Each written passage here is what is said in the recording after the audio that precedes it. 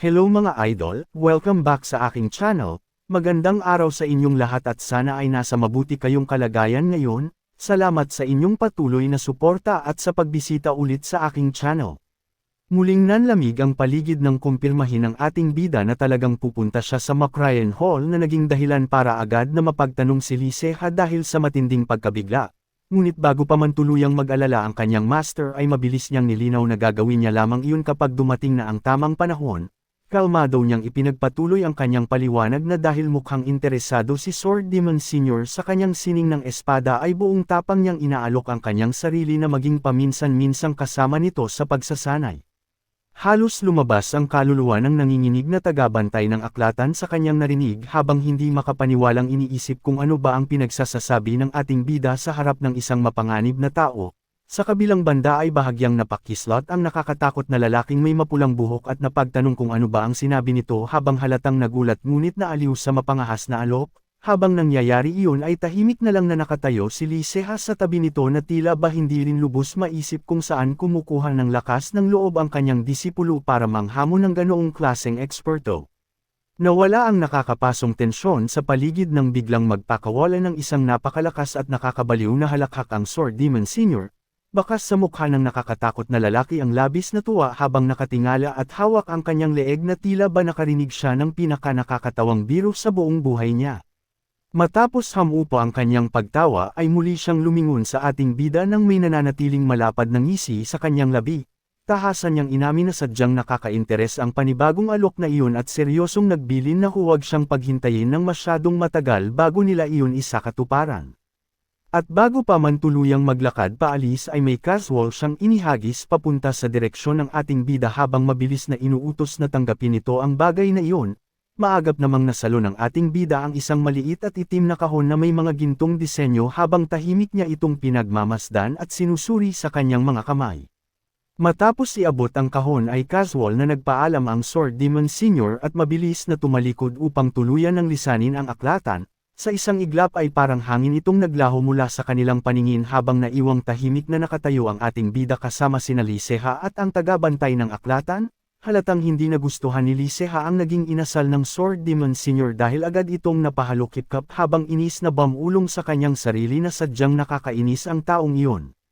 Mabilis na nabaling ang atensyon ni Lee Se-ha sa maliit na kahon na hawak ng ating bida kaya agad niya itong tinanong kung ano iyon. Kalmado namang sumagot ang ating bida na iyon ang spiritual elixir na ipinangako sa kanya bago dahan-dahang binuksan ang takip nito. Mula sa loob ay sumalubong sa kanila ang isang purong puting liwanag na nagmumula sa isang pambihirang white crane pill. Nang makita ang nilalaman ay agad na ipinaliwanag ni Lee Se-ha na ang nasabing tableta ay isang napakagandang elixir lalo na para sa mga tulad ng ating bida na kapapagsimula pa lamang bumuo ng kanilang internal energy. Habang nakatingin sa tableta ay hindi naiwasang magtanong ng ating bida nang may bakas ng pagtataka kung ano talaga ang ibig sabihin ng nakakatakot na senior tungkol sa pagpunta niya sa Macryan Hall, dahil ang buong akala niya mula pa sa simula ay didiretso na siya sa Heaven's Sword Hall. Upang malinawan ang naguguluhang isipan ng ating bida ay nakangiting nagpaliwanag si Lee Se-ha tungkol sa mga patakaran ng kanilang pamantasan. Maayos niyang inihayag na ang lahat ng mga bagong miyembro ay kailangan munang dumaan sa isang matinding pagsubok sa loob ng One Cloud Quarters kung saan sila ay magsasagupaan upang patunayan ang kanilang mga sarili. Tanging ang mga makakakuha lamang ng pinakamataas na resulta ang mabibigyan ng pribilehiyong pumili ng bulwagan na gusto nilang salihan sa hinaharap. Dahil sa mahigpit na patakarang iyon ay formal na ipinaalala ni Lee Se-ha na kahit pa siya ang nakatatandang kapatid nito sa sining ay hindi niya basta-bastang madadala ang ating bida sa loob ng Heaven's Sword Hall nang walang sinusunod na proseso. Sa halip na panghinaan ng loob ay isang kalmado at seryosong reaksyon ang ipinakita ng ating bida habang dahan-dahang isinasara ang hawak nitong maliit na kahon. Buong kumpiyansa niyang siniguro kay Lee Se-ha na wala itong dapat ipag-alala dahil paniguradong mananalo siya sa pagsubok upang formal na makapasok sa nasabing bulwagan. Nang tuluyang lumalim ang gabi at balutin ng katahimikan ng malalaking gusali ng pamantasan ay tahimik na nanatili ang ating bida sa loob ng kanyang sariling silid.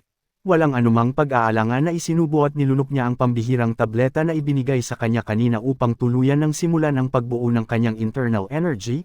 Ngunit sa paglapag pa lamang ng tableta sa kanyang sikmura ay isang biglaan at marahas na reaksyon ng yumanig sa kanyang buong sistema. napadaing siya ng malakas at mabilis na napayuko habang mahigpit na napakapit sa kanyang dibdib dahil sa isang matindi at hindi inaasahang puwersa na biglang kumawala at nanuot sa loob ng kanyang katawan. Halatang nahihirapan ang ating bida habang patuloy na namimilipit sa sakit dahil agad niyang napagtanto na ang matinding reaksyon na iyon ay ang mismong epekto ng kanyang paglunok sa pambihirang elixir. Upang hindi tuluyang madaig ng nagwawalang enerhiya sa loob ng kanyang katawan ay pilit siyang umayos ng upo at pamwesto sa gitna ng kanyang higaan para simulan ng isang malalim na pagninilay. Sa pamamagitan ng matinding konsentrasyon ay unti-unting binalot ng isang mainit at nagliliwanag na enerhiya ang kanyang buong pagkatao. Napag-alaman ng ating bida na ang paggamit ng kanyang solar yang chi upang protektahan ang kanyang sarili sa tuwing aatake ang epekto ng elixir ay sadyang epektibo para unti-unting mapahupa ang sakit hanggang sa tuluyan siyang makabawi ng kontrol. Matapos lagpasan ang matinding prosesong iyon ay napansin ng ating bida na unti-unting bumubuti ang kanyang kontrol sa Heavenly Thunder True Yang Formula. Tahimik niyang naisip na sa sandaling makabuo siya ng sapat na internal energy ay kailangan na niyang buksan ang kanyang pinakaunang acupoint upang mas lalo pang lumakas. Dahil sa labis na pagod mula sa pagkontrol ng enerhiya ay tuluyan na siyang bumagsak at pagod na nahiga sa kanyang kama. Habang nakatingala sa kisame ay seryoso niyang pinaalalahanan ang kanyang sarili na hindi siya dapat magmadali sa kanyang pag-unlad. Alam niyang ang kahit pinakamaliit na pagkakamali sa paghawak ng enerhiya ay maaaring humantong sa mapanganib na chi deviation na paniguradong sisira sa kanyang pundasyon, kaya naman dahil hindi niya kayang baguhin ng madalian ang kanyang katawan sa napakaikling panahon ay nagdesisyon na lang siyang mag-focus sa pagpapalakas ng kanyang pangunahing pisikal na pangangatawan pagsapit ng kinabukasan. Pagsapit ng maliwanag na umaga ay naging abala ang buong pamantasan dahil sa matinding pagsasanay ng mga bagong miyembro sa malawak na patio. Makikita ang isang disipulo na buong lakas na humahampas ng kanyang kahoy na espada sa isang poste habang maingat silang pinapanood ng mga nakatataas na naglalakad. Sa paligid, habang pinagmamasdan ng mga nagsasanay ay masayang napansin ng isang opisyal na sadyang marami ang bilang ng mga baguhan sa grupong iyon. Kalmado namang sumagot si Makyang Department Head Yun Gayong at ipinaliwanag na nagtrabaho ng maigi ang lahat upang makalap ang ganoong aming tao. Habang patuloy silang naglalakad sa gitna ng malawak na patio ay napansin ng mga opisyal ang dami ng mga sadyang may potensyal sa bagong grupo. Tahimik nilang pinuri ang mga ito dahil nakakatuwang makita na ang lahat ay nagpapakahirap at masigasig sa kanilang pagsasanay. Sa kalagitnaan ng kanilang pag-iikot ay biglang naagaw ang pansin ni Gakmung ng isang partikular na disipulo na buong lakas at bilis na nagwawasiwas ng kahoy na espada kaya agad siyang napagtanong kung sino ito. Mabilis namang sumagot ang kanyang kasamahan at ipinakilala na ang pangalan ng natatanging disipulo ay Dan So-hai. Hindi lang ito isang ordinaryong baguhan dahil usap-usapan sa buong pamantasan na mayroon siyang pambihirang talento na sapat upang abutin ang mataas na posisyon ng isang hallmaster sa hinaharap.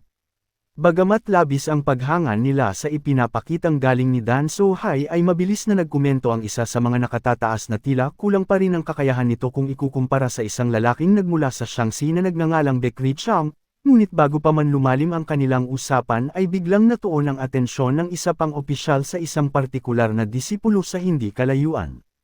Puno ng pagtatakang napansin niya ang ating bida na tahimik at seryosong ginagawa lamang ang pangunahing pisikal na pagsasanay sa halip na magwasiwas ng espada tulad ng ginagawa ng karamihan.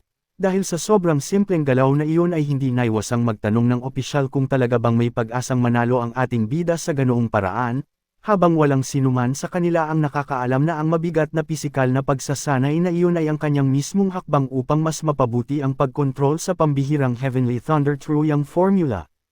Patuloy na hinusgahan ng dalawang opisyal ang ating bida at pinag-usapan na dapat ay matagal na niyang natutunan ang mga pangunahing pisikal na pagsasanay na iyon bago pa man siya pumasok sa pamantasan lalo na at sadyang kulang na ang oras para magsanay sa pagwasiwas ng espada.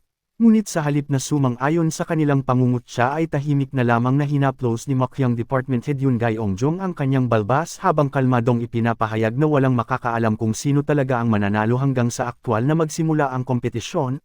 Dahil sa napakaraming bilang ng mga baguhan sa taong ito ay nagdesisyon siyang mas mabuting gawing isang sparring tournament ang kanilang placement test, at nang marinig ang formal na utos na iyon ay mabilis na nagbigay galang si Gakmung habang seryosong nangangakong ihahanda niya ang lahat ng kinakailangan para sa gaganaping paligsahan.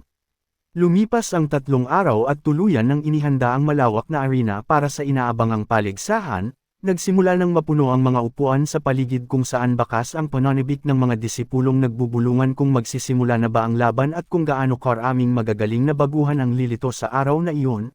Samantala sa pinakamataas at pinaka-eksklusibong bahagi ng panuoran ay formal nang nakaupo si Makyang Department Head Yoon Gae-ongjong upang personal na saksihan ang gaganaping pagsubok. Kasama rin niya sa balkonaheng iyon ang ilan sa mga pinakamataas na indibidwal ng pamantasan kabilang na sina Lee Se-ha at ang Sword Demon Senior na parehong tahimik na naghihintay sa magiging resulta ng mga sagupaan.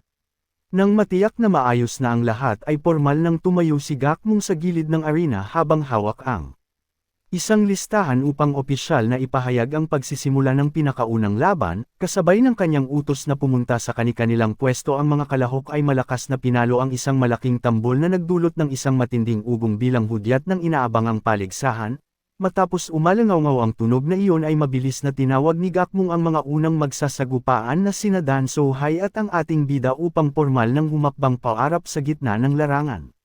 Nang tuluyang makapwesto sa gitna ng arena ay agad na nagpakita ng matinding kumpiyansa si Dan So-hai, seryoso niyang binalaan ang ating bida na hindi niya ito pagbibigyan kahit pamukha itong mas bata kaya mas mabuti nang maghanda ito ng maayos. Bahagya namang nagtaka ang ating bida sa naging pananalita ng kanyang katunggali lalo na nang mayabang nitong sabihin na maghihintay ito hanggang sa mahugat niya ang kanyang espada. Sa halip na mataranta ay kalmado lamang na tumagilid ang ulo ng ating bida bago casual na inihayag na hindi na kailangan pang maghintay ni Dan So-hai, dahil sa malamig at tahasang pagbabalewala na iyon ay mabilis na nag-init ang ulo ni Dan So-hai na nagpakawala ng isang pikal na sigaw habang nanlilisik ang mga matang nakatingin sa kanyang kaharap. Tuluyan nang nagdilim ang paningin ni Dan So-hai sa narinig kaya walang pag-aalinlangan siyang tumalon ng mataas sa ere para magpakawala ng isang marahas na atake. Buong lakas niyang hiniwa pababa ang kanyang kahoy na espada patungo sa direksyon ng ating bida kasabay ng isang pasiga na panunumbat tungkol sa kaiabangan nito. Sa kabila ng matinding puwersang paparating ay nanatili lamang nakatayo ang ating bida na tila ba walang anumang banta sa kanyang harapan, isang matalim at napakakalmadong tingin lamang ang ipinakita niya, kung saan tahimik na nakatutok ang kanyang seryosong mga mata upang basahin ang bawat anggulo ng mabilis na galaw ni Dan So-hai. Kasabay ng pagbagsak ng marahas na atake ni Dan So-hai ay mabilis na inangat ng ating bida ang kanyang kahoy na espada upang salagin ang paparating na hampas. Isang malakas na salpukan ang umalangaw sa buong arena ngunit sa halip na mapa-atres ang ating bida ay ang sandata pa ni Dan So-hai ang tuluyang naputol sa tindi ng banggaan. Nanlaki ang mga mata ni Dan So-hai at halos tumigil ang paghinga nito sa matinding gulat dahil hindi niya lubos akalain na mawawasak ang kanyang sandata sa unang atake pa lamang. Marahas na bumagsak sa lapag ang naputol na bahagi ng espada habang wala sa sariling napabulong ng pagtataka si Dan So-hai, samantalang nanatiling matikas at kalmado ang ating bida na tila walang kahit anong mabigat na nangyari. Matapos ang hindi inaasahang kinahinatnan ng unang salpukan ay mabilis na umalangaw ang boses ng opisyal na formal na nagdeklara sa pagkapanalo ng ating bida. Halos hindi makapaniwala ang mga manunood sa kanilang nasaksihan kaya agad na nabalot ng gulat at sunod-sunod na bulungan ang buong paligid.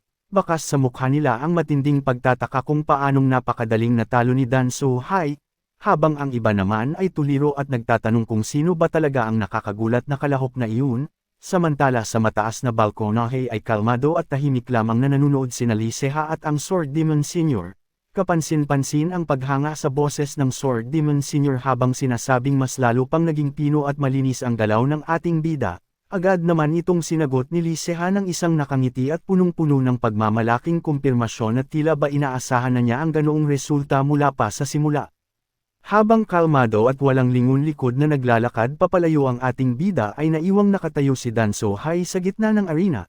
Patuloy na nanginginig ang kanyang buong katawan dahil hindi pa rin niya makuhang maniwala sa mismong nasaksihan ng kanyang sariling mga mata. Paulit-ulit na tumatakbo sa isipan ni Dan So-hai na sadyang imposible ang nangyaring iyon ngunit wala siyang magagawa kundi tanggapin ang mabigat na katotohanan na tinalo siya ng isang katunggaling na ngailangan lamang ng isang simpleng atake para tuluyang tapusin ang kanilang laban. Tahimik na lang siyang nakatitig sa papalagang anino ng ating bida na ngayon ay nag-iwan ng isang malalim na marka ng pagkatalo sa kanyang buong pagkatao. Matapos ang nakakagulat na laban na iyon ay hindi na nag-aksaya pa ng oras si Gakmung at malakas na isinigaw ang pagtawag sa mga susunod na kalahok upang ipagpatuloy ang paligsahan. Sa muling pagtahimik ng malawak na arena ay dahan-daang humakbang paarap ang isang kalahok na nagdala ng matinding presensya na agad pumukaw sa atensyon ng buong paligid. Mabilis na umugang ang pananibik at mga bulungan ng karamihan na tila ba matagal na nilang inaabangan ang mismong sandaling ito dahil kilalang kilala ng lahat na ang matikas na papasok sa larangan ay walang iba kundi si Baekri Chang na matunawag at kinikilala bilang ang tumataas na bituin ng Shaanxi. Pagkapasok ni Baekri Chang sa loob ng larangan ay pormal nang inihayag ang pagsisimula ng kanilang laban. Mabilis na umayos ng pwesto ang kanyang katunggali at mahigpit na inihanda ang sandata nito para sa paparating na sagupaan, ngunit sa kabilang dako ay nanatili lamang kalmado ang sikat na kalahok mula sa Shaanxi.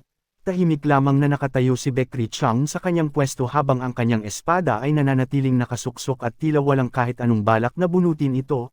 Nang mapansin iyon ng kanyang kalaban ay agad na gumuhit ang matinding inis sa mukha nito. Sa isipan ng katunggali ay hindi nito naiwasang magalit dahil malinaw na pakiramdam nito ay sadyang minamaliit siya ni Baekri Chang dahil hindi man lang nito magawang ihugat ang sandata sa simula pa lang ng kanilang pagtutuos.